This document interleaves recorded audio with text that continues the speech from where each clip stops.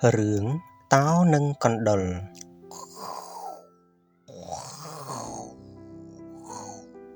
មានរាជសីហ៍មួយក្បាលកំពុងតែដេកលក់ស្រួលនៅក្រោមដើមឈើធំមួយពេលនោះមានកូនកណ្ដុរមួយរត់ភ្លើតភ្លើនធ្លោយទៅជាន់ធ្វើឲ្យរាជសីហ៍ភ្ញាក់ពីដេកវាសង្គ្រប់ចាប់កណ្ដុរហើយក្រហមដាក់កូនកណ្ដុរភ័យខ្លាំងណាស់វាបានសុំអង្វរឲ្យទុកជីវិត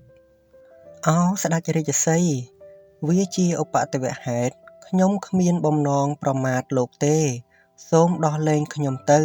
ថ្ងៃក្រោយបើមានរឿងអីខ្ញុំអាចជួយលោកបានហាហារាជសីហ៍ក្រហមរំពងព្រៃ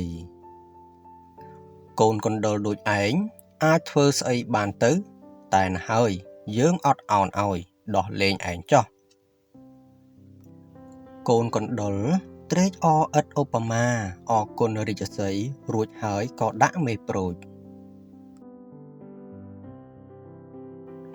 លុះថ្ងៃមួយរាជសីហ៍បានដើរជាប់អន្ទាក់ព្រានព្រៃវាប្រឹងរើបម្រាស់តែគ្មានប្រយោជន៍បានតែស្រែកក្រហមដោយគ្មានក្តីសង្ឃឹម